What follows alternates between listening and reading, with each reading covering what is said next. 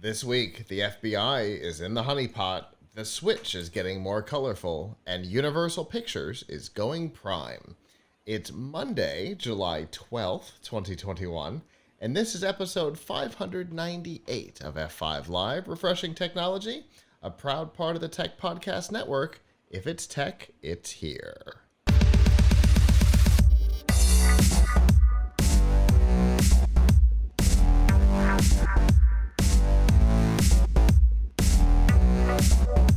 Wherever you are and however you're accessing our show, whether it be on social media, Facebook, Twitter, Instagram, or Snapchat, through one of the podcatchers like Apple Podcasts, Google Podcasts, Amazon Music, Spotify, TuneIn, or a myriad of other options, through our live stream platforms, livestream.com, Twitch, YouTube, Facebook, or Twitter, or of course on our website, PLUGHITZlive.com. Thank you for making us a part of your day. There are two ways that you can do that. The first is by going to f5live.tv/join us, normally on Sunday nights at 9 p.m. Eastern. Obviously, tonight's a little different. There you can chat with us in the studio, give us your feedback on the topics as we talk about them. If you're not able to join us live, that is okay.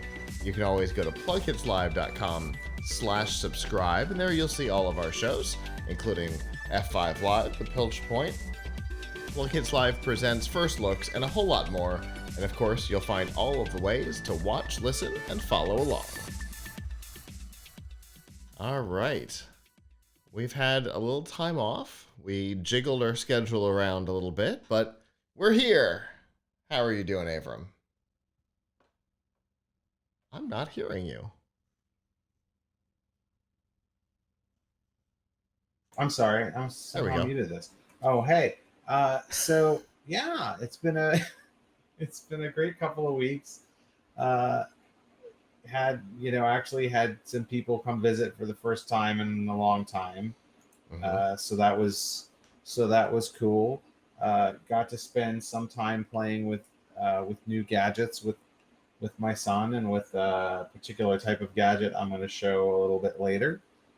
Spent a lot of time with Windows 11, the new Windows operating system, trying to find ways of hacking it in different ways, tweaking it in different ways. I have wasted many hours trying to figure out if there's secret registry hacks that you could use to do different things.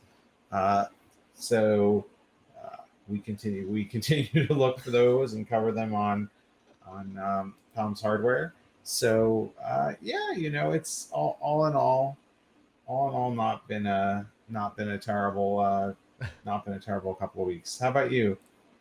Pretty good.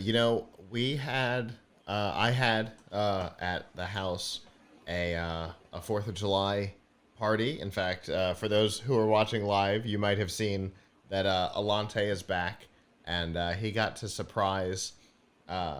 We didn't tell anybody he was back until they walked in the door. And for some people, got to be surprised by him answering the door, which is what happened with Michelle and Danielle. Yeah. And Dave. He answered the door for them. So that was a tremendous amount of fun. Had like almost 30 people at the house, which was bonkers. But it was so good, and it was nice to spend time with, it was mostly the cast and crew and then family. But, it was a lot of fun. So that was my 4th, and then things got normal after that. Although we did go to a speakeasy on Friday, which was an interesting experience. You had to know a password to get in and everything. All very strange. Really? Yeah. That's very interesting. I still believe that the basement of my house at one time was a speakeasy. Really? I can't know for sure. Sure. That's not the kind of thing they kept good records on. Yes. When I moved into this neighborhood, I guess 6.5 years ago now, wow. I did a little bit of research on it, and I bought a book about the history of this town. And they said that this block, there were a lot of speakeasies during Prohibition. Fascinating. And my basement has a bar in it. So, and my house is old enough that it was around back then. Okay. Uh, so it, and there's a separate door you can use to just go straight into the basement, not through the house. So Okay. I don't know. I'm just thinking it could have been a speakeasy. Sounds like I a don't know. fine assumption to make. Yeah, I'm just assuming it. I don't know if that makes it cool or not, but Uh, that's anyway. I think it Uh, makes it cool. That sounds like a lot of fun.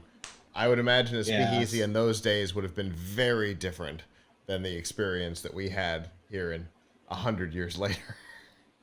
Yeah, there isn't that much room in my basement, so I'm gonna assume it would have been a very small capacity speakeasy. I would imagine Uh, most of them probably were. Too many people, too much noise makes it an easy target for police. yes, this is true. So, That that is that is very true. well, it was an interesting experience, and again, it was mostly former and current cast and crew.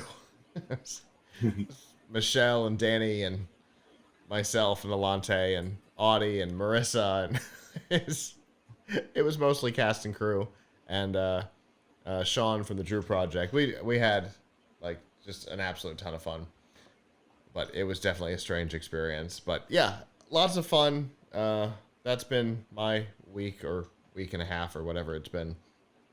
But in that time, lots of things have happened. And because of that, we're going to get down to some news right now.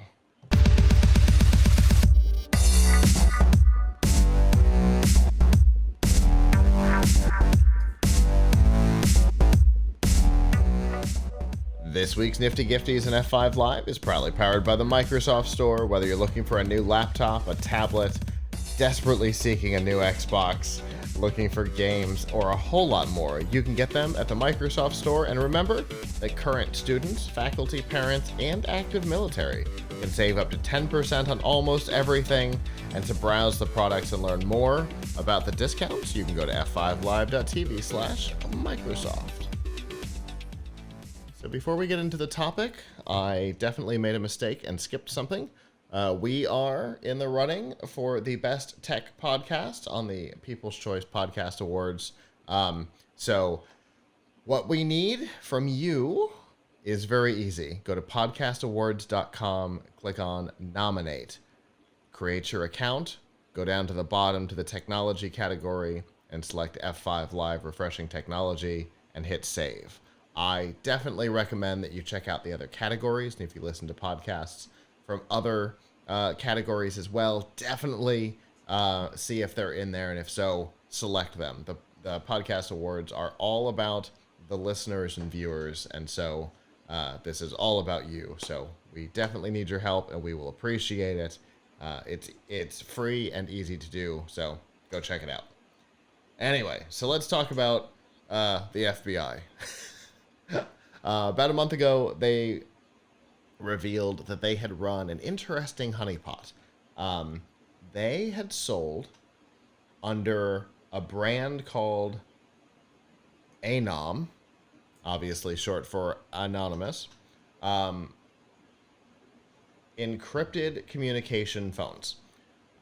These phones were running an operating system called Arcane OS, which should have been clue number one. They had two modes. When you loaded the phone, it would come up to a pin pad. You'd put in a pin. If you put in one pin, it would take you to a regular launcher-looking screen with normal things. Facebook, Tinder, those types of things. And none of them were real. But if you put in a different pin, it would take you to a screen that had three apps. A clock, a calculator, and the settings app. If you opened the calculator, it was an encrypted chat service. And so they sold these to criminals who then used them to plan their activities, all of which was being logged by the FBI and the Australian Federal Police. So this week, somebody on Reddit, no, on the other one, XDA developers, posted that they had received this phone. They had purchased it on eBay or whatever, and they had never heard of Anom and didn't know what Arcane OS was and was looking for help. Nobody else knew what they were talking about either, so they posted a ton of photos and screenshots. And so it turns out it was just Android 10. The settings app had the things that would have caused them problems turned off, like memory, apps, those types of things, storage. But it was like the icons weren't even different. And as it turns out, as you turned on, this is my favorite part. I don't know if you read anything about this, Avram, but this is my favorite part. When you turned it on, it was just a Pixel 4a. So when you turned it on, Secure Boot kicked in and said, "This is not the right operating system for this phone. Do you want to continue?"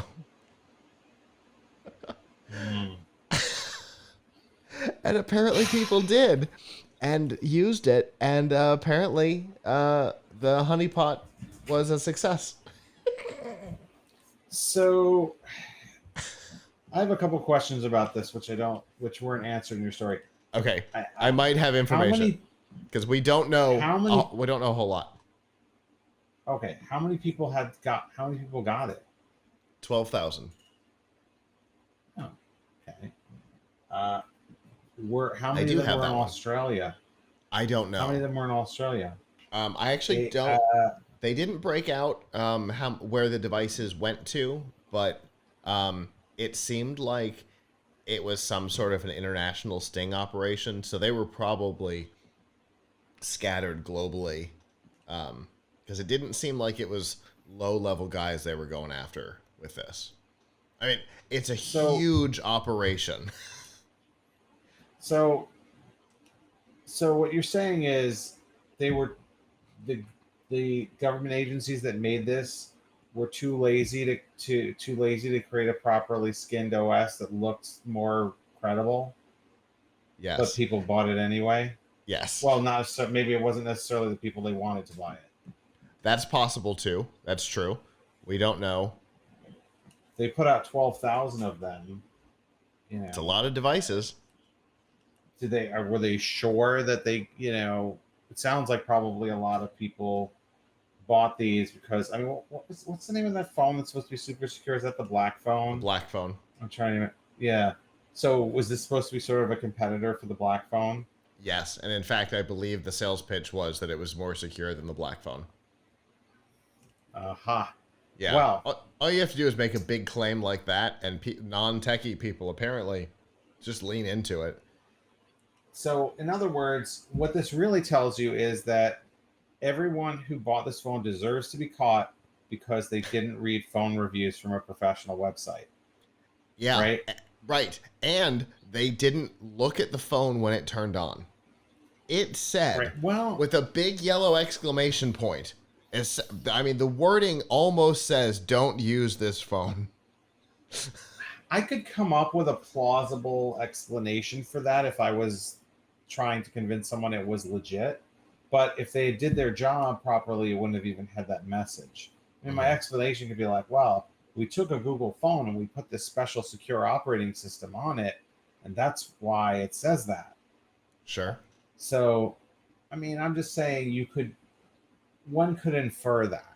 I wouldn't, but a non-technical person could think that. Like, well, hey, they hacked this Google phone. Right. We know that it's a good phone because everybody says it's a good phone. And it's got a secure operating system with an encrypted chat program that's limited to just the users of this phone. Okay. That's a sales pitch that I can see being successful. Yeah. But this is the problem. You need to have we do not review phones on Tom's Hardware, so I won't say it's us, but you should probably, before you buy a phone, maybe you should read some reviews from professionals, because I don't think Anom sent anybody a review sample of this phone. If they had, I don't think it would have gotten a very good review. No, because the thing that I was reading, the forum post and then the Google photo album, if you just like you'd turn it on, you'd look at it and go, well, that settings screen is familiar, and you hold it up to a regular Android phone, you're like, oh, even the icons in the settings app are exactly the same. They didn't even change the icons. But you know what? There's a lot of companies. First of all, that's a level of complexity that you're expecting from people who probably weren't that tech savvy. But from the a other group of thing, people who managed to lock themselves out of the San Bernardino iPhone by accidentally trying too many pins too fast. Yeah. right? But no, I'm talking about the people who bought this, because Oh, the people okay. who bought this, obviously True. weren't very wise either. Because if you're a tech savvy criminal, you would probably do a little bit more research into the bona fides of the True. phone before. I Yeah. mean, don't they have drug cartel IT or something to test it out? They might now. I mean, I don't know how that works, but this is certainly an argument for you need an IT department in your criminal organization, because they would have somebody from it. If they're not going to have it reviewed, they're not going to read a review of the phone. At least get someone to do proper testing on it before you deploy it to your user base like that. I mean, I don't know. I honestly don't know how. Oh. This may shock you, but I really don't know a lot about how organized crime works. Maybe, especially especially what they're doing for technology these days. So I don't know if they give everybody in the everybody in the gang or organization a central company phone, or is it BYOD? I don't know. I don't know what the BYOD policy is for being in a criminal organization. But obviously, they need a tighter device policy if there were people in any serious criminal organization buying this, right? I mean, these definitely don't seem like they had remote wipe or any of the things that you would need. But some companies, they take they like to take if you buy some third-party phones, they will definitely do things that look a lot like Google's interface, where they're kind of writing over. They get the open source version of Android, AOSP, and they try to make it look very Google-like. So it's not completely unbelievable. Or they try to make it look very Apple-like. All you have to do is fire up Wish, and you'll More see likely those. that. Yeah, more likely that. So anyway, I'm only surprised. I'm not surprised that these governments would try this, and I'm not surprised that some people bought it. Although I don't know if we'll ever know if anybody that they really wanted to buy it bought it. Right. I don't know if they had like a salesperson calling up and, listen, we can supply all of your dealers with these great phones. So I don't know if there was some type of sales effort. I love the idea of the FBI having essentially a B2B like cold call salesperson. Yeah. Calling like MS-13, being like, hey, so yeah, you might want calling whatever criminal gang or terrorist group or whatever it is they were trying to bust with this. Yeah, it's hard to believe. I think I don't know. I would doubt that any intelligent criminals or serious criminals got this. Yeah. Because, like you said, if they did, they would have noticed right away there was a problem with it. But generally speaking, in the world of tech, you have to have a reputation, right? So a place like Black Phone, they had to work hard to build a reputation. Yeah. Right? It's and not they just have managed to do it because reviewing you and I are talking about it, right? Right. They have managed to build that reputation. Right, exactly. So you can't just go and get into the game, for something like that where you really want to sell someone on security. So I think any criminal organization that was tech savvy in any way, and I think in order to be a really major criminal organization, you probably have to be these days. Uh, would probably not buy this phone because they wouldn't just trust something just based on advertising. They would look at what the serious hackers trust. Right. And the serious hackers don't use this. So right, because the serious hackers, that's all you need to know. Because the serious hackers are the ones on the XDA developer site. And they're the ones going, right. I don't know what this is. Can you send us screenshots? Right, exactly. You exactly. So I think this was probably a failure as an operation. I mean, I don't know if we'll ever know, but my guess is that they didn't catch any major criminals. Probably maybe not. Maybe they caught some dumb criminals. That's always possible. But I don't think this probably worked out. If they were going to really do something like this, what they would have needed to do, and this is too, I think they just couldn't. This would just be too much. Yeah. They would need to start a company like Black Phone. They would need to make it a legitimately really good product. Mm-hmm. They would then need to spend a few years building up the reputation of that product, exhibiting at CES. Right. They would have to put on all of the airs of a serious of a serious company. Yeah. So yeah. I don't know. I have 2 or 3 comments. One, this conversation was so much more fun than I expected it to be. So thank you for that. Sometimes these weird topics get even more interesting as we talk about them. And 2, from a consumer standpoint, if you have a phone in your hand that is your phone, and all of a sudden it's got that yellow exclamation point when you power it on and says this is not an official operating system, that's a problem. Run away. That something has gone horribly, horribly wrong. So to bring it back to actual security, which is what the honeypot was all about, but obviously the opposite. In reality, if you are using your phone and you reboot it and it comes up with a yellow exclamation point that says this isn't an official build, something has gone wrong. Google has procedures to fix it. So we'll take this opportunity to talk about your own personal security. Are these going to be on eBay, and are they going to be cheap? That's how the person on the XDA developers got it. They bought it not from the FBI. They bought it probably after somebody figured out what was up. So in other words, it's going to be a cheap source of Pixel 4a's out there? Quite possibly. Because all you have to do is put the official ROM back on. And Google's got the ROM on their website. Pixel 4a is good. Were these Pixel 4a 5G or regular 4a?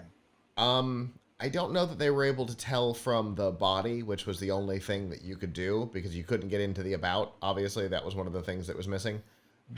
Because it would have given up. You could tell because the 4a 5G is bigger. Okay. The 4a 5G is 6.2 inches, and I think the regular 4a is something like 5.8. So they're significantly different. Okay. Well, everything I saw in the conversation suggested it was a 4A, so probably not a 5G. Yeah, they didn't want to spend the full $500 on it. No, right? Of course not. The 4A is one of the cheaper phones. That, I mean, it's a good phone, but it's probably the cheapest good phone you can get. So yeah. Anyway, it was a fun story, and super weird in all the ways that we usually enjoy. So, hooray.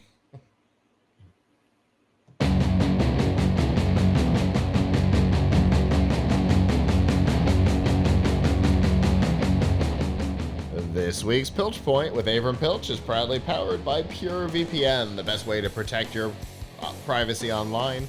is with PureVPN. You can hide your online activities, say goodbye to regional restrictions, and improve your streaming quality. Plus, it's available for almost all of your devices, just not the Anom phone. You can get a special price right now by going to piltchpoint.live/purevpn. Had to tie that one back together. Oh my goodness. All right. So you and I talked off air after the last show about an interesting thing you've gotten into recently. And now you're going to tell all of us about it, right, Avram? Yes.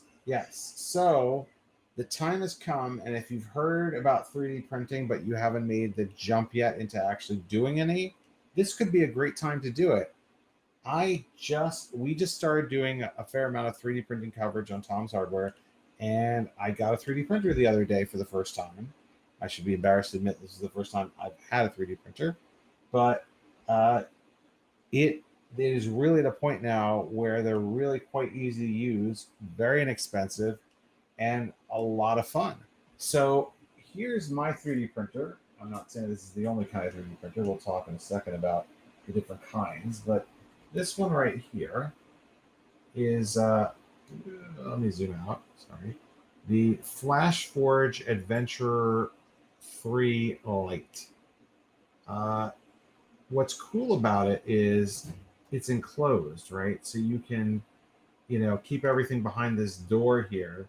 So if you have kids, as long as they don't open the door, granted it doesn't lock, and it doesn't stop if you open the door, they won't, be tempted, hopefully, to stick their hand in there and get burnt with burning plastic. So to take a step back, what exactly do 3D printers? What do 3D printers do? What kind of are out there for you, and what exactly would you make with them? So first of all, 3D printers. I mean, of course, if you've read the news, you probably have seen things about 3D printers, 3D printing, like circuit boards and body parts, although I think the body parts one is mainly science fiction.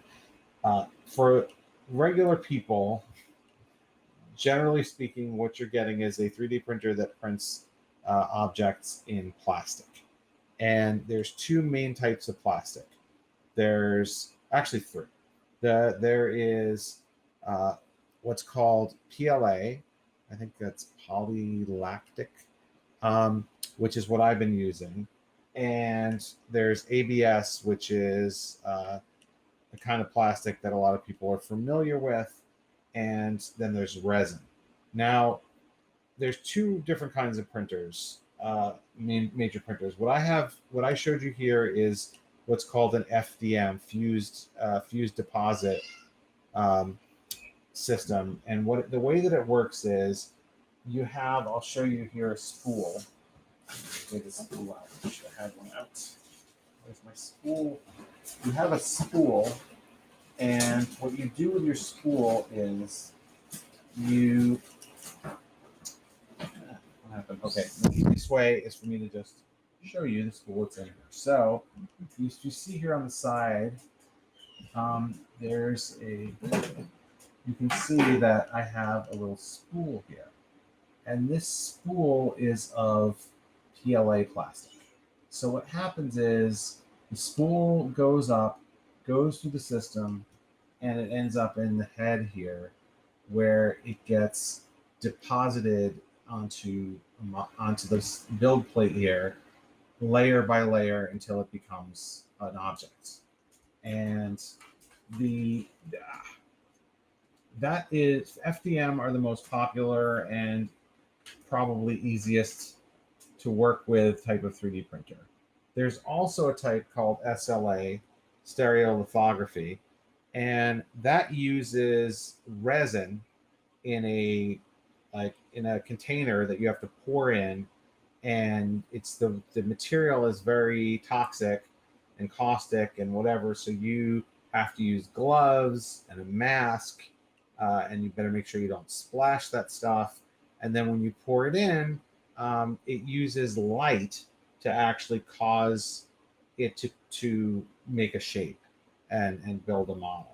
And the SLA stuff does have slightly better quality, but the hassle of using it, the kind of more dangerousness of it, is why I think a lot of people don't like it. Now, FDM, and both types of printer, both SLA and FDM, can actually be had for $200 or less. This model here that I really like, the FlashForge Adventurer 3 Lite, sells for $300 right now. It's a little bit more expensive than some because it comes pre-built. Some of the cheaper ones you actually have to put together yourself, and it's enclosed. And those, I think those are some good features.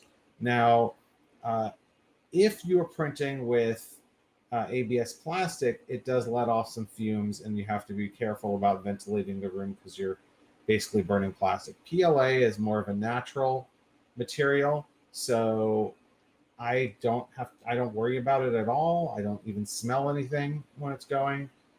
So let me show you some of the things I printed.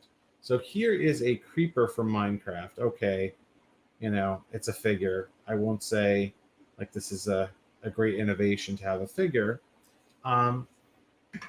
Here is a Luigi that is actually a Nintendo Switch holder.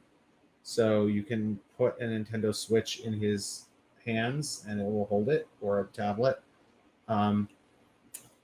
Here is a case. This was made with orange filament. Here is a case, and if you open it up, it holds your Nintendo Switch cards, and it's made to look like one of those things in the Mario games. And here is another one that we were working on that's made to look like a Minecraft creeper, also a case. And this is a steering wheel that my son and I printed so we can put a Nintendo Joy-Con in it. And in certain games like Mario Kart 8, you can use them. And Nintendo actually makes a steering wheel like this for, I don't know, $50-$60. But we printed this with, a little bit of filament, and it took 3 hours, and decent. Now, you might be asking, okay, but do I really need to print some models and boxes? I think the thing is, what these are really good for is when you have something really bespoke that you need, a part, right? Oh, I really want, I have this robot and a little piece of it broke. Can I make a matching one? I have this, some small item, some small thing, some small piece of something that broke. Can I make a replacement part? And so I think that's a good use of it, creating boxes, creating custom models, things like that. And it's, it's really not that expensive to get into. The filament is $15. It cost me $16 for half a kilogram. It's usually done by weight, right? So you figure out how much filament you're using. Something like this might use, 10 or 20 grams of filament. So figure you have 0.5 kilograms, 500 grams for $15-$16. Is really not bad. It does take a while to print things, no doubt. A more complex project can take quite a while. This took something like 6-7 hours to print. But that's as long as it keeps going and works, then you're good. Now, the other question you might have is, do you have to design all these things yourself, or can you find a source of them? And there's a great source called Thingiverse, where there's a whole lot of free 3D models you can download and print or remix to look the way that you want. And so there's just a lot of possibilities for you here to do something fun, and maybe something cool. Now, the quality of the printing, you might ask, well, okay, but do I want to print something that's one color? Because that was one of my first complaints when I started learning about 3D printers, is like, come on, man. I don't. I mean, couldn't I just buy something like this that's $5 in full color? Um, I mean, sometimes you can't just buy something that's what you want, but they don't have to be a single color like this. What you can do is you can get primer and paint, and you can paint them like you would any model. Uh, and there's options there. There there isn't much in the way of affordable full color 3D printing because each roll of filament is a single color. So in order to have multiple colors, you would need to have something that either pulls from a whole lot of different filaments at once, or has a bunch of different heads, or has some type of an ink in the head to dye the filament as it comes through. There have been a few concepts like that out, but they're all well in the thousands of dollars. So for now, it's mostly a monochrome world. But I think it's at the point now where it's affordable. You can get 3D printers that are competent for under $200 and that are really good, like this one for $300. So, what do you think, Scott? Have you done much 3D printing? Yeah. So uh, for a project that I've been working on, we have a development board. It's actually a pair of boards because one program you go through one to program the other, and that's annoying.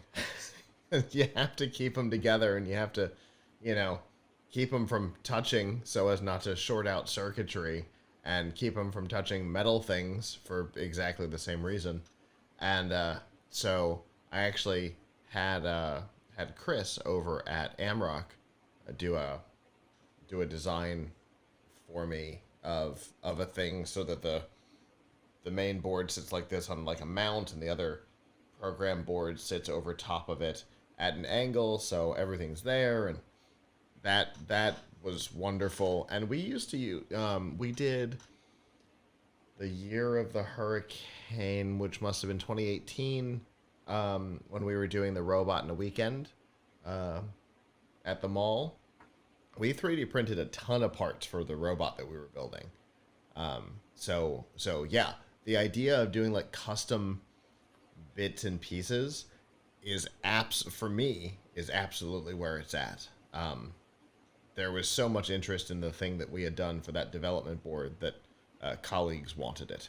So Yeah, I mean, that's the thing. If you've had the problem, invariably somebody else may have exactly. too. Now, there's a lot of trial and error in this, and so that's where the frustration is, but that's also where the fun is, right? So, uh, my son and I had made a robot that was from a kit. It was the Pimoroni STS Pi robot, right? It's a robot on wheels, and it has a little camera mount that you use to put the camera in. And he broke a leg on the camera mount, which is just like a single piece of acrylic. So I was thinking, this is exactly the kind of thing you can 3D print. And I found that somebody had made a 3D model for this robot to replace the camera mount, but it wasn't to replace it with another camera mount. It was to replace it with something else. Okay. So I with this ultrasonic sensor. So I said, oh, I can take this and I can just like change where the holes are and use it for a camera. And I tried that, and it came out like half a millimeter too long. So I have to go back, see if I can shrink it, because I was counting on it to actually fit, and it was like this far away from fitting in the slot. But nevertheless, I mean, that's a good use of this. You have something, and some little piece breaks, and hey, can I make that little piece? Right. So, um, that's and no waiting, right? Um, Obviously, these things are continuing to get better and easier, but it's I think it's a cool hobby to get into. Yeah, for sure. I want to learn the modeling side of it. I I did 3D modeling for animation, but that was in like the mid to late 90s, and I haven't in Lightwave, so people who are Yeah, older and there. did animation, you'll recognize the name, but that's about the extent of it. It ran on an Amiga, for God's sake. Um, but so I don't know that any of those skills are going to transfer, but at least my mind is capable of working in that 3D realm. Maybe I can apply some of that to it, but That yeah, I feel like I'll definitely be starting from scratch. Yeah, I mean the self modeling part. I mean, I've definitely found a challenge. There, there's some free tools out there, but they don't seem very good. Uh, I was using one, and one that's very popular, that's highly recommended, and it's web based, so you don't have to install anything, but it's not. There's no precision in it. So, like, you want to shrink something by like 0.5 millimeters, and you can't just go and type, "Hey, give me this 0.5 millimeters less" or something. You got Got to it. drag everything. It's everything drag with you. It's a lot of things you just drag with your mouse and not allow you to actually like just give it the number that you want. Oh, you want to rotate this exactly 91 degrees. You better be really good at rotating your mouse. So, um, I think there's a lot of, I have to find some better software that's easy enough to use for me to actually get great use out of it. Mostly, we have been finding things that other people have made and printing them so far. Gotcha. But obviously, the real beauty of it is not to just make cute models, but hey, I really need this particular thing. Let me try to make it. Yeah, yeah. That's been the majority of my experience has been printing things that already existed, with the exception of you know other people doing things for me, which which is not obviously not quite the same thing. So Right. yeah, but it's definitely an interesting thing, and the idea that the printers are coming down in price so severely because you know the maker bot that started this whole consumer interest in it at CES. I only remember it because their booth we could see from our studio the year that they showed it off the first time.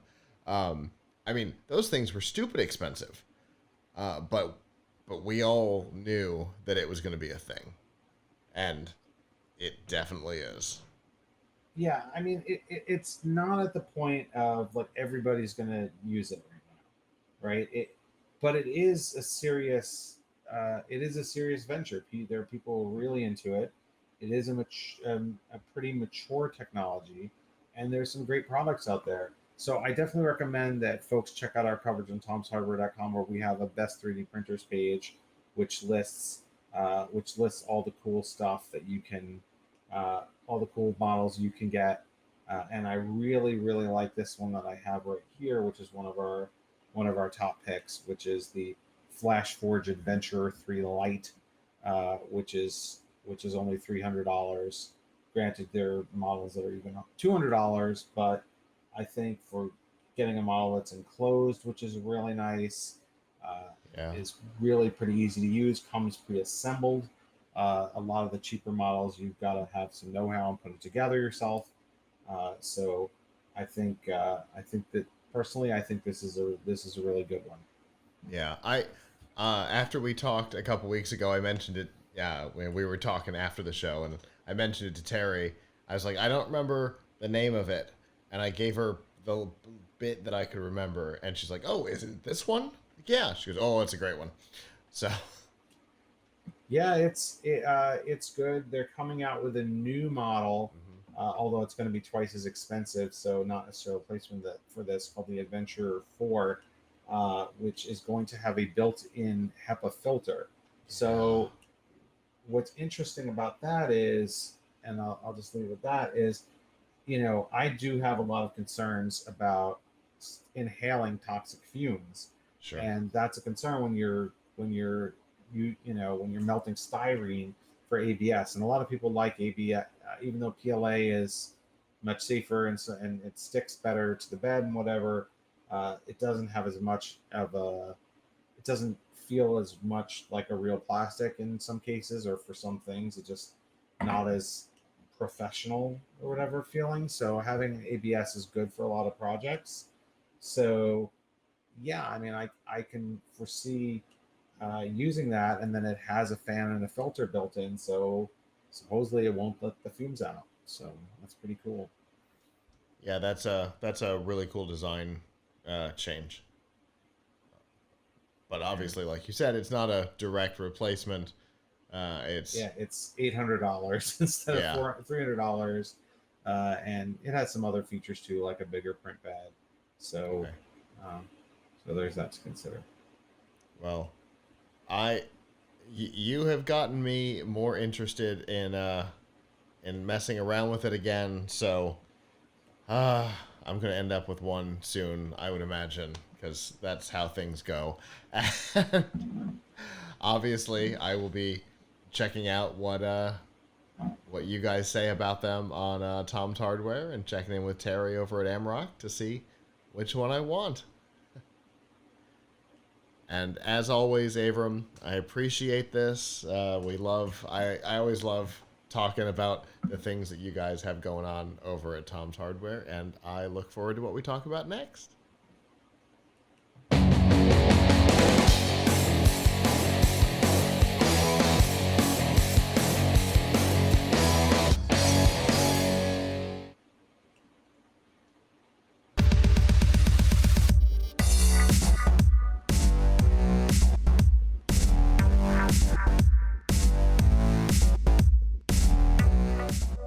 This week's Extra Life on F5 Live is proudly powered by Loot Crate. Whether you're a gamer, anime fan, or pop culture aficionado, Loot Crate has got a crate for you. They curate a bundle of collectibles, apparel, figures, and more that you can't find anywhere else. Crates get delivered to your door. It's like getting an awesome birthday present from a friend every month. And you can learn about the crates that are available right now by going to f5live.tv/lootcrate. So obviously, if you're paying attention to the space, you know that this week Nintendo announced a new Switch model.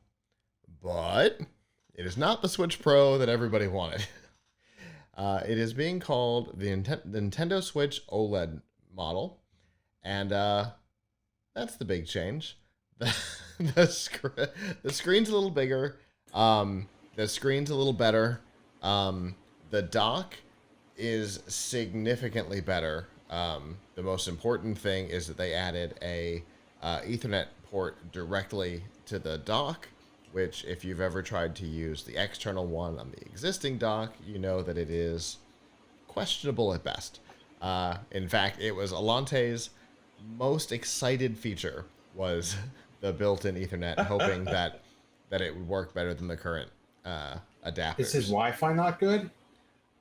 You know, gamers want it hardwired. It's just the way it's going to be. All right. Even for a Switch? Yep. I mean, I know. I guess I just don't think of a Switch as being as of Nintendo games on the Switch as being as having such a mission critical connectivity issue. Yeah. Well, it's not. I don't have a Switch. I know before the show we were talking about all the consoles I have. That is not one of them. It is a very small list of ones that I do not have, and the Switch is one of them. But yeah, Alante was super excited about it, and I saw in forums a lot of people were very excited about it. So, okay, that means that Nintendo did the right thing here.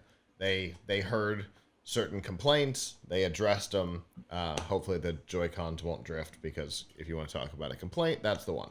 But yeah, that's my complaint, which is my son's Joy-Cons are drifting a lot, and it seems that it's not even the Joy-Cons themselves, it's the buttons. The buttons are pressing themselves sometimes. So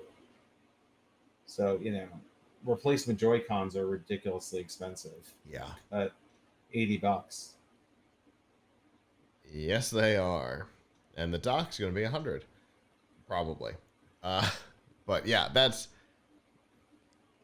a huge concern. Hopefully that maybe is being addressed. Obviously, they've gone back to a hardware design board, right? Because this, although the body is the same dimensions, the screen is not. The screen got bigger, which is obviously going to be a welcome change. But it got bigger without changing the body of the Switch. It got bigger, according to Nintendo, without changing the battery life of the Switch. So clearly they went back to a hardware design board. Maybe there will be an accompanying fix on the Joy-Cons, fingers crossed, because talk about a design problem. But one of the things that I thought was interesting, which I know seems like a minor thing, but it was the thing that I gravitated towards, was the new kickstand. The current kickstand is I don't really think that's short. a minor thing at all. Yeah, okay. So the current kickstand's really short. And we tried to use it on a plane coming back from CES a couple of years ago, and it was not great. It wasn't bad, but it wasn't great. This feels way more like a Surface. Like the height proportional to the rest of the body is about half. It's got good control on where it stops. If you tell it to lock here, it does, and it seems to kick out significantly farther than the current one, which obviously makes sense because it's longer. You're fighting physics when it's really short. It was the thing that I latched onto because it was one of the things that I was most concerned about with the original hardware, and this looks like a really good fix to that. Yeah, I mean, I think kickstands are very important. Obviously, we've talked about that on other things, like how many portable monitors have terrible kickstands, which make them hard to use. How important the great quality kickstand on the Surface Pro is. So yeah, it's obviously very, very important to have a good kickstand. Although you could save yourself money and just print one of these and have it hold your Nintendo Switch. So Fair enough. But yeah, having a good kickstand is built in is very important. So these are nice little iterative improvements. Yes, but it is not the Switch Pro that there is so much rumor in the industry about. And so it was definitely a bit of a letdown for those who were hoping for a Switch Pro to be announced. But for those who went into it with no expectations and maybe no Switch, this is a nice addition to the family, and it is an addition to the family. The Switch website now has 3 devices in tether image, the original, the Lite, and the new OLED model. So it is an addition to the family. It is a little bit more, but like Alante went searching for, the dock will be available separately and works with the current generation. So that might be exciting for some people who really want that Ethernet connection. But it's not a Pro. This is, for most people, this is not going to be enough for an upgrade. It definitely seems like hold out for that actual second generation piece of hardware. Yeah, it's not worth. It's not definitely not worth an upgrade. Right. Because I mean, you're getting a better color quality in your screen and a slightly bigger screen.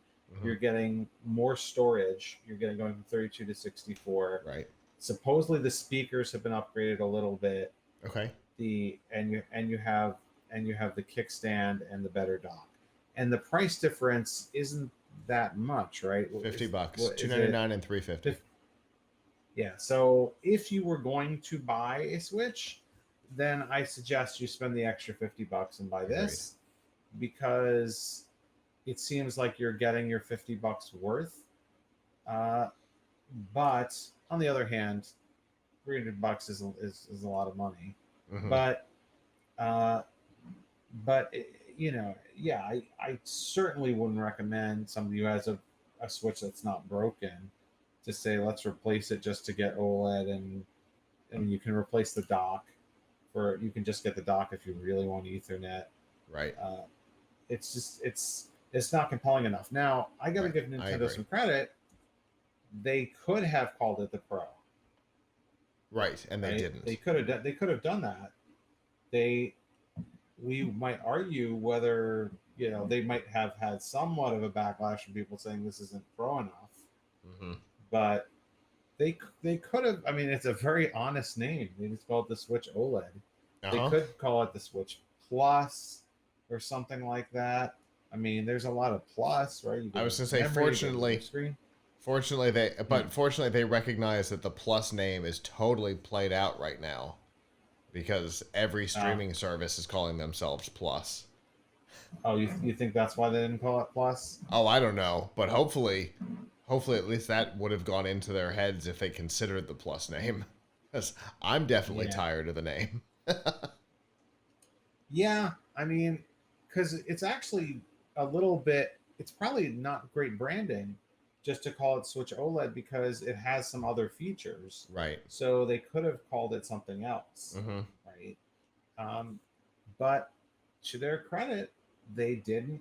I mean, look, there's a lot of other things that are up versioning themselves with very small changes. I mean, Mm-hmm. there's a really good argument that Windows 11 is really Windows 10.1 Right. at at best, right? 21H2. It right.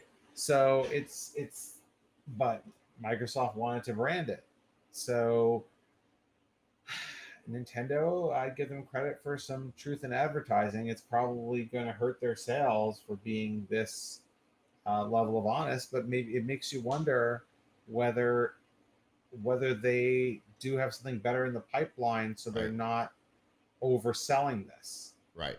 Right? They're not overhyping it. It feels like. I mean, I guess products have to be worked on for a while, so it's hard to believe they would have just cooked this up in a couple months. But it feels like they felt like they needed to release something for this holiday season Yeah. that was new, because they aren't going to be ready yet with the really new thing that they're Uh-huh. working on. But I ask you this, and you said you don't have a Switch, so I don't know if this is a question you feel good about answering. But what would you feel like Switch owners really want? What are they not getting now that they want?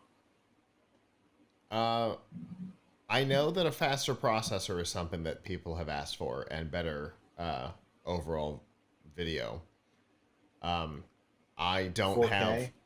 Yeah, maybe. I don't, like you said. I don't have a dog in this fight. So I. I mean, my son loves his Switch, uses it all the time. Mhm. Uh, he it's I mean, having 4K, I guess, would be nice, but he doesn't really play anything on it that I would say, oh wow, this has to be in 4K. But I Yeah. guess some people who own it would want 4K. Obviously, to power 4K and to add effects like ray tracing or things like some of the, um, the Xbox and the PS5 have.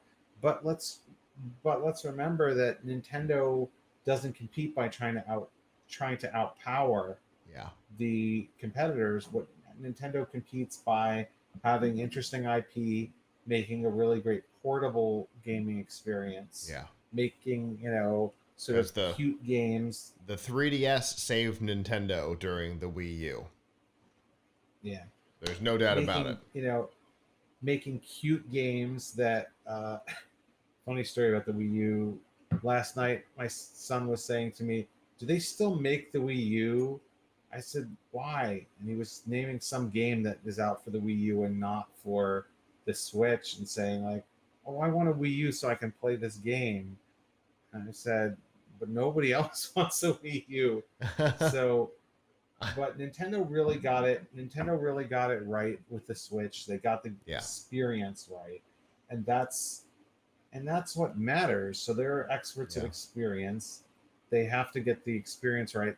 I'm not sure that they need to go much different with the technology, although the console's been out for a few years now, so they have to iterate in some way. What I would like to see, which is probably just me, I would like to see a Nintendo Switch Heavy to go with a Nintendo Switch Lite that was not portable, so your kids can't drop it and break it. Just like the console, basically the console built into the dock, so you can't take it anywhere. That would be my Switch, my suggested Switch. But a Nintendo not Switch, a Nintendo static. I guess that's what you call it, right? But I mean, is the light a Switch? I guess, right? Can you dock the light? I don't think you can dock it. I don't think there's like a dock, but I think you can hook it up to a TV. If I remember correctly. Okay. There were all these other things that you could add on to it, and by the time you made it a proper Switch, it was way more than a Switch. Than a regular one. Yeah, exactly. But yeah, I mean, and also make it heavy so they can't easily knock it over. That would be but anyway. They obviously Nintendo knows Microsoft School of Design. Even the Wii was easy to knock over. Exactly. But yeah, it's interesting. It'll be interesting to see what happens with it. What the general response to it is when it comes out this October, if I remember correctly.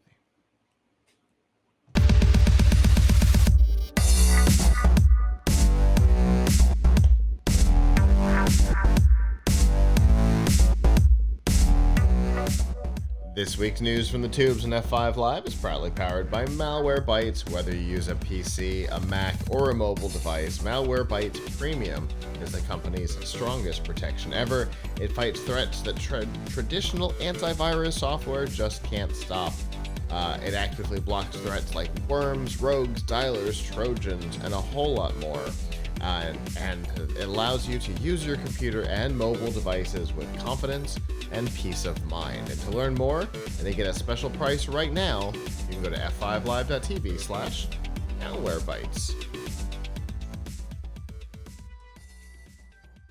So we generally stay away from political-ish topics, but this one falls into that category that we've talked about several times of how can you disagree? And there's a couple of topics in an executive order that was signed on Friday that generally fall into that category. Right to repair. We've talked about it a number of times over the years. There have been attempts at right to repair legislation and policy, some coming out of the Library of Congress, which to this day I don't entirely understand where they fall, and it made me not quite understand what the Library of Congress was. I felt like I got further away from what that thing is. But so the executive order encourages right to repair, but this is our internet topic, and so we're going to talk a little bit about internet. And one of the things that you and I, Avram, we've had a number of conversations on this topic over the years, and that is competition, right? You and I have both been in situations where we were in an environment where there was competition, and our building or our properties prevented us from participating because they had exclusive agreements, right? And if I remember correctly, we were both with the same cable company. The agreement was with the same company. Yep. Well, this EO takes aim at that, encouraging the FCC to try to prevent this behavior, so that if you're in a place where uh, Spectrum and Fios and WoW and there was one more where I used to live, they were all available, and we could only use Spectrum. So the thing is, though, how are you going to crack? Like, all these things are quite vague in the sense that it directs the FCC to do something. Uh-huh. So the devil's in the details. You need to know what Absolutely. the FCC is actually going to do, Right. right? So the FCC is the FCC going to call your landlord and say, "Hey, you've got to let this other competitor Right. in there"? I sincerely doubt they're going to do that. Plus, a lot of these, you know, condo complexes or condo boards or resident association or whoever it is who makes those deals, they're going to say, "Oh, but we did it because we got a better deal for our residents." We may not agree. Mm-hmm. So it's I think a lot of these things, too much of it happens on the local level Mm-hmm. for trying to enforce uh, competition in a particular area. If True. they could do something that would make it easier to start a new ISP or Sure. for other ISPs to move into new regions, then um, then they would be able to encourage competition that way. But I don't. It's hard for me to see how. I mean, I think a locality could do that, right? Like, I think New York City, for example, could uh, pass a law saying, "Hey, you can't prevent."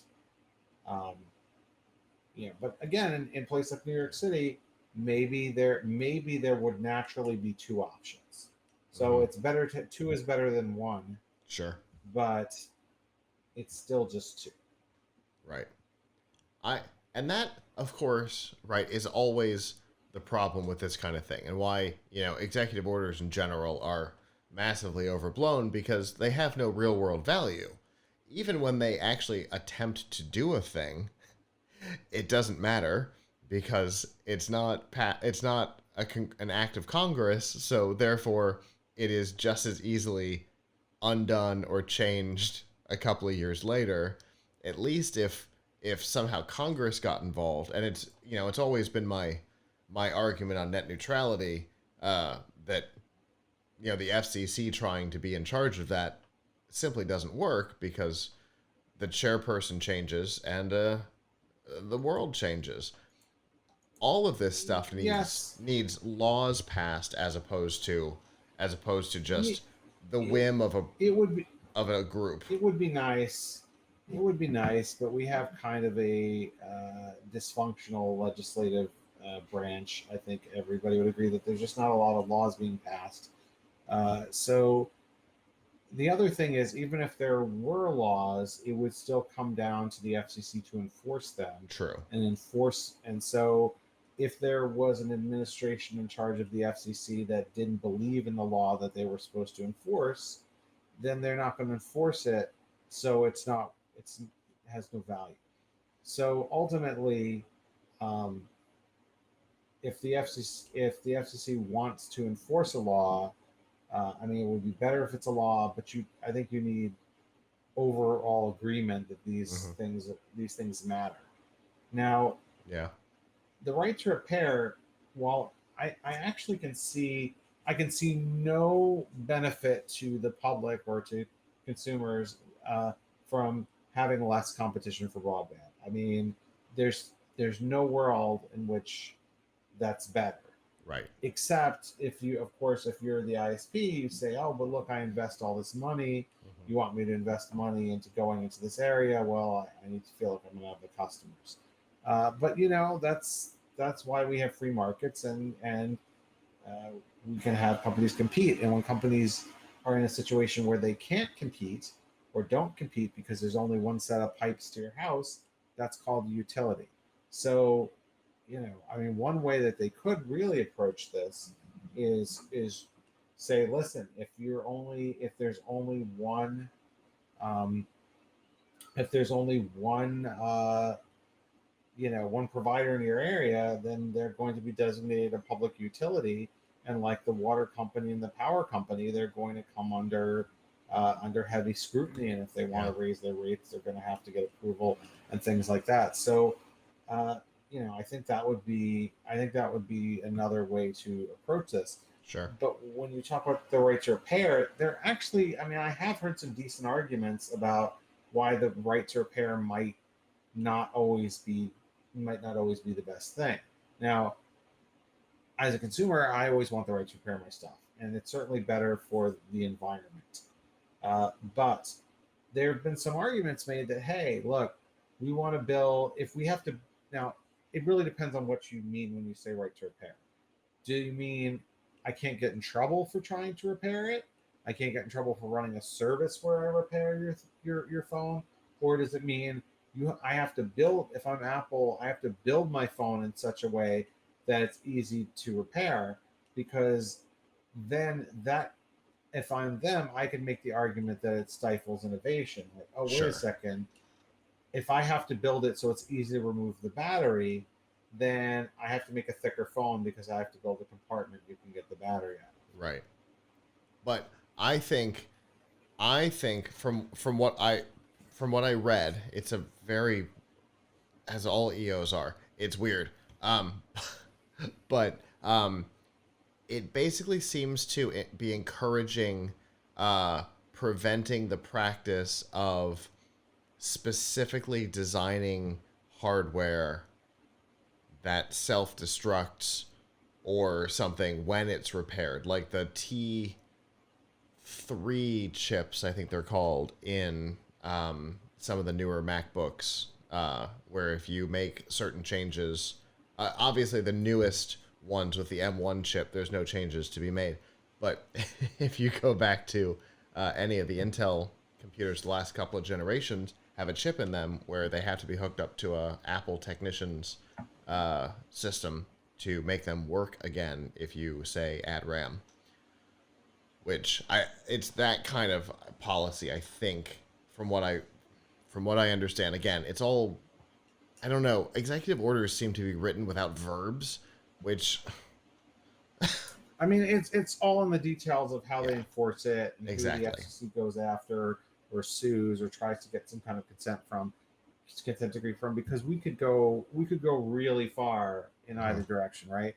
I could say, Absolutely. for example, that my phone shouldn't have a locked bootloader on it because I should be able to install whatever ROM I want. But again, the response from the phone manufacturer would be like, oh, that's not good for security. So you want me to make it easy for you to modify your device, but it's not as good for security, right? Or hey, I want to be able to change my own battery. That for me is the best example, right? Yeah, for Because sure. we created that is a huge source of e-waste Yeah. and of people having to get to buy new phones. Is it used to be not many years ago where most phones or a lot of phones had removable batteries. Yeah. You could, if your battery started to wear out after a couple of years, you could buy a new battery. And especially now that people are the improvements in phones are not as big as they were. Yeah. There's people are holding on to their phones for longer, instead of every 2 years or a year. Maybe they're holding on to their phones for 3 to 4 years, and yet I hear people say to me all the time, like, I would have kept that phone, but it just couldn't hold a charge anymore. Yeah, exactly.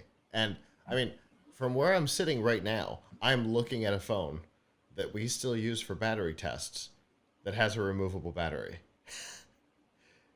It's literally sitting on a shelf just past this camera over here. So yeah, it wasn't that long ago.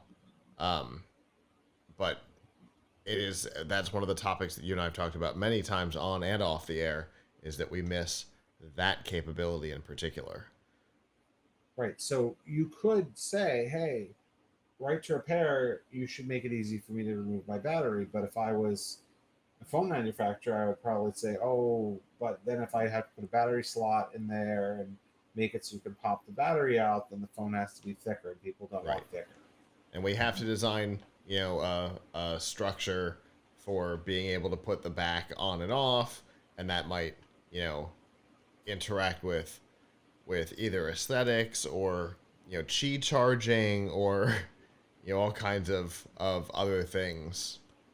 Because the phone I'm looking at was one of the only ones from its line that didn't have chi charging because of that. Now I added it, but that's a whole different. Right.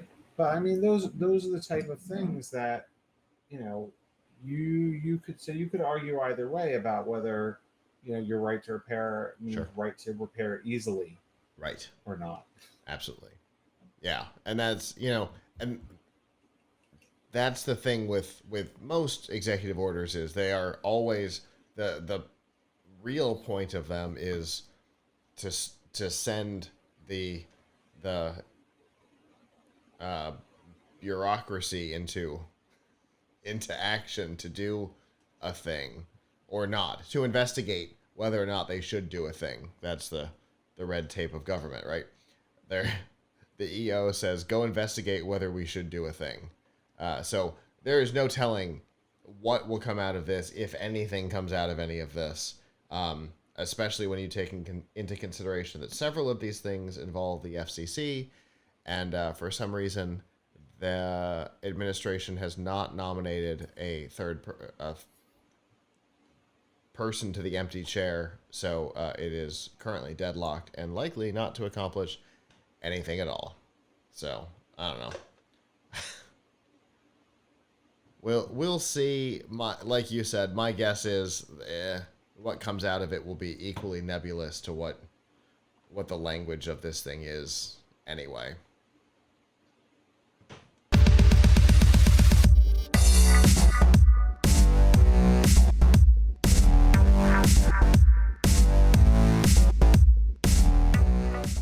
This week's DRM not included in F5 Live is proudly powered by Amazon Prime. You get free delivery, but you also get a lot more, like free music with Amazon Prime Music, free TV, movies, and documentaries with Amazon Prime Video, free games, and a free Twitch subscription with Amazon Prime Gaming, and a whole lot more. We have links to all these features, plus a free 30-day trial if you're not already a member. And if you are or not, and you want to give it as a gift, we have a link for that as well. And all of it is conveniently located at f5live.tv/prime. Speaking of Prime, we're actually going to talk about the company at the top of the segment. Lots of streaming services. Everybody knows it. We could name them all night long. The one that we have talked about a lot, though, has been Peacock because of their very different business model. Even though they came out with a freemium model, which Hulu used to do when everybody was involved in Hulu, and then slowly went away over time. Peacock launched with a freemium model. There's some content that's available ad-supported for free, some that's available ad-supported for pay, and then there's a paid non-ad-supported version as well, which is pretty unique in the industry. And this week, Comcast, Universal, whoever parent company you want to attribute to Peacock, made two interesting announcements for Universal Pictures. The first is that starting in 2022, shortly after the theatrical release, Peacock will have an exclusivity on all Universal Pictures films. Makes sense. It's what Disney does with Disney Plus. It's what Paramount does with Paramount Plus. It's a pretty standard behavior, except they will have, if I remember correctly, a 4-month exclusivity, at which point they go over to Amazon Prime Video. So once again, an interesting, different business model for Peacock, where they're not trying to strong arm you on Universal Pictures. It's an interesting move because Disney's definitely been the cheerleader for strong arming. Uh, HBO Max has been pretty close behind, but this is definitely on the other side of the equation. So does this mean that in like 3 months I can just rent Boss Baby 2 on Amazon Prime? No, because it doesn't go into effect until 2022. Uh, Uh, all films starting in 2022. I do not know what current films will look like because there's no agreement with Peacock, which is technically a different subsidiary. And so, I don't know. There's a great episode of 30 Rock about it, also uh, NBC Universal. But uh, um, I don't know what the contracting looks like there. All of this goes into effect starting, I assume, January 1st, 2022. Um, so I but have to wait until Boss Baby 2 is Boss Toddler, is what you're saying? exactly. Yeah. Just about to get off the bottle, which uh, because to your point, right? You you can't watch that movie. That was like that's been one of their big selling points, by the yeah. way. You can't watch their big movie on there unless you subscribe to the paid version. You can't get Mm-hmm. it on the freemium or Mm-hmm. even on the free trial. Not even on the free trial. That's interesting. Yeah, Okay. yeah. So yeah, they figured that one out. You have to at least sign up, and I mean, I guess you could cancel, but I think they after a figured that out with while. The Office. But yeah, so there you have it. I mean, they figured out that they had, but this is the continued problem with all these streaming services. You sign, is there like one piece of content you want? Right. Do I want to sign up for it? Like, you know, my kids would love to see. I know my son would love to see Boss Baby 2, and sign up for a streaming service just so he can see Boss Baby 2. Right. That's a bit much. Right. Yeah.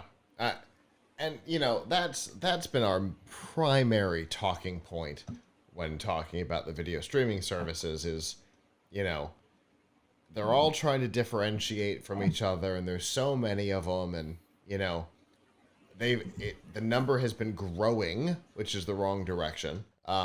But we've got we've got Discovery Plus. What? I honest to God, I thought that one was a prank when I first heard about it. Obviously, it's likely to be retired if the Warner Media Discovery merger goes through, and everything will fall under either one or the other. Hopefully, not Discovery Plus, because again, I'm fatigued not just on streaming services but on the word plus.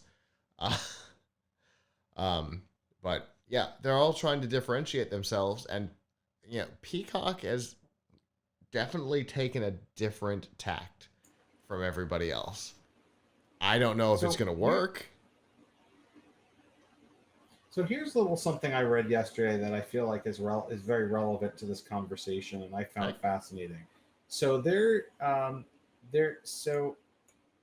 Kara Swisher from the New York Times wrote an article all about whether or not people are going to go back to the movies, and they're going to go back for only event movies.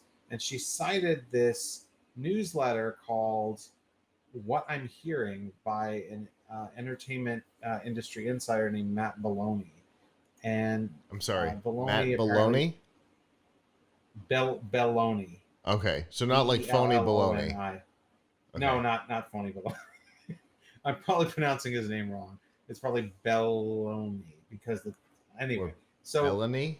this is Belloni maybe. So anyway, Bellany. he he he has a apparently he's launching some new venture, but he has this newsletter called "What I'm Hearing" that you could sign up for, and and she linked to an archive of it. So I'm looking. I read it, and it's really fascinating because what he's talking about, because he was an entertainment industry like revenue lawyer and things like that, is how Interesting. why the people who the creative talent is so unhappy with streaming, Mm-hmm. and because there's different types of deals uh, in streaming than there are for regular movies or regular TV. So what happens is they have something. It used to be that they would get like um, a certain percentage of the revenue, right? Mm-hmm. Like if you were a big star, like Robert Downey Jr. or the show creator or something like that, or maybe even some other members of the cast, you'd get money. So Points you're on a show, points on the but back end. Yeah. points, right? Points in the back end. Now they apparently have something called an SBE, a series bonus exhibit, which gives you points that are that come from weird things like uh, Emmys, Golden Globes, if your show gets renewed, uh, or whatever. But the Huh. way that it generally works is that in a lot of these cases, they're getting more money up front and less on the back end Okay. because the streaming companies, like, they don't want to have to um, have like paying for ratings, or pay I mean not pay, paying for like advertising. They don't want to have some type of big revenue sharing Yeah. business. But at the same time, my question is, what revenue is there anyway? Mm-hmm. Because how do you even know that? I mean, you could say, for example, that Black Widow, which is now being sold for $30 on Disney Plus, is you could measure that. Like, okay, this many people, 6 million. I think it was 6 million people. 6 million people or $6 million. I think it was 6 million people. $60 million. Anyway, there's certain. I think it was $60 million made on this weekend on Black Widow online only, right? And so if Scarlett Johansson is getting some money on some points on the back end or whatever, then that would matter to her. But if you create, a show or a movie for streaming exclusively, and it's part of an unlimited streaming package, how on earth would you determine revenue anyway? It has no revenue, doesn't it? I mean, how? I don't understand that. Um, I mean, I guess you could take total number of streams across all things comparative to how many streams of the thing. I look at it from a percentage and compare incoming revenue. I have no idea. There's got to be an But algorithm for it. Somebody has a plan for it, but I don't know what it is. And but but it was 60 million was the number you were looking for. but 60 million right. dollars. But so, to get to our point about Peacock, right? They're probably looking at it as, we're putting it on this service, we're putting it on NBC, we're putting it on Peacock, and our hope is to drive up subscription. Because Mm-hmm. what do any of these unlimited streaming shows do? They either drive up subscription or they drive up retention, Right. right? And at this point, I'm not even sure if a well-established company like Netflix has a lot of growth left, or at this point they're just trying to keep people from quitting. Right. I mean, I don't know. So at that point, it's really hard to say, oh, this made a lot of money. Did people subscribe because we put Boss Baby 2 on there? Did people not leave that might have left because we Right. had Boss Baby 2 on there? It's really hard to say, right? I mean, I think that'd be very hard to measure.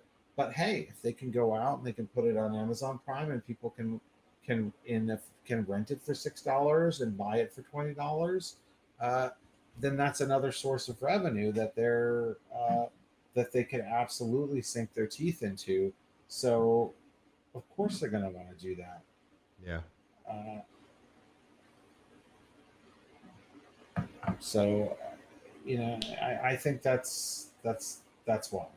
It's an interesting industry, right? Because it's still, even though, I mean, things like Netflix and Hulu are household names today, it's still kind of an industry in its infancy, right? Because almost none of these companies are turning a profit on these endeavors.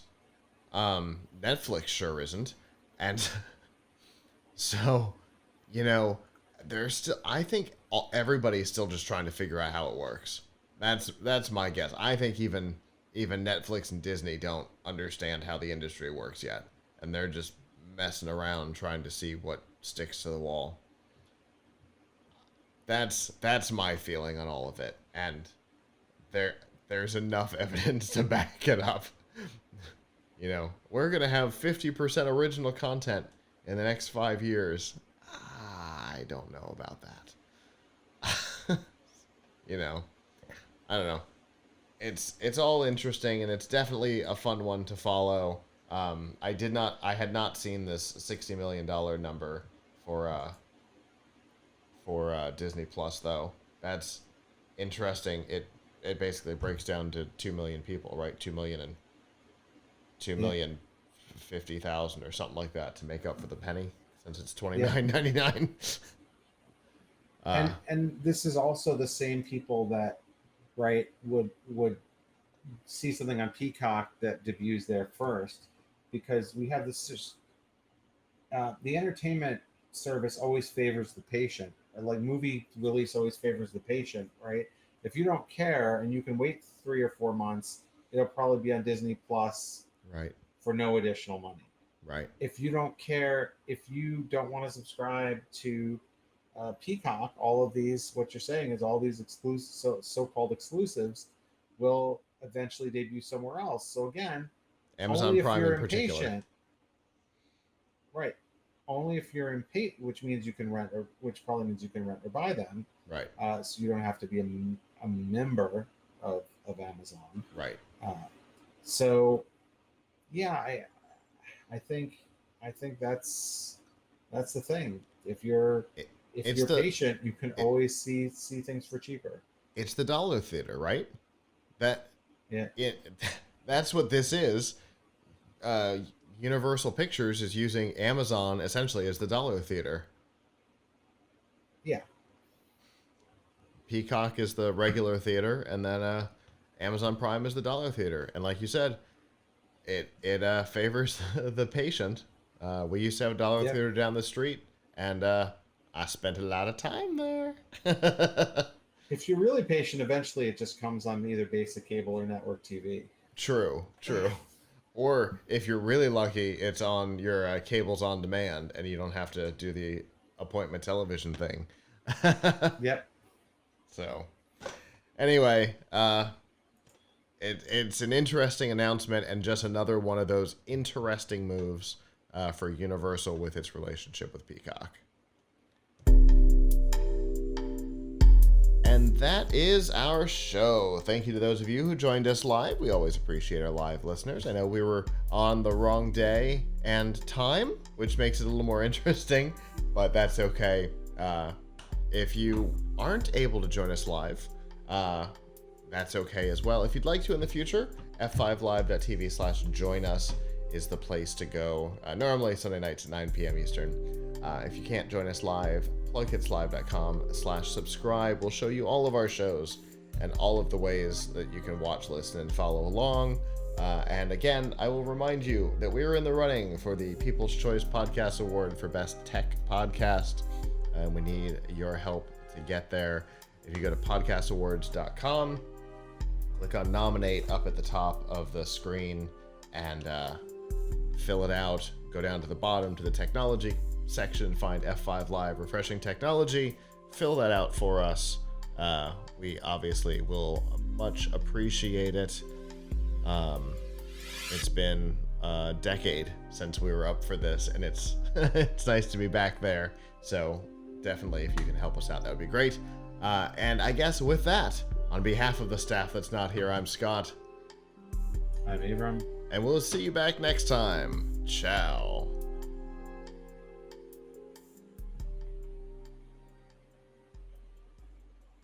Hello, YouTube. Thanks for watching, and I hope you enjoyed this episode of F5 Live Refreshing Technology. If you did, please subscribe to the channel down below, and of course hit the notification bell, because we know that subscriptions don't mean much on YouTube anymore. If you've got topics that you'd like us to talk about in the future, please comment them down below. And if you'd like to not follow us on YouTube, there's lots of ways that you can follow along with our content by going to PLUGHITZlive.com/subscribe. There you'll see all of our shows and all of the ways that you can watch, listen, and follow along.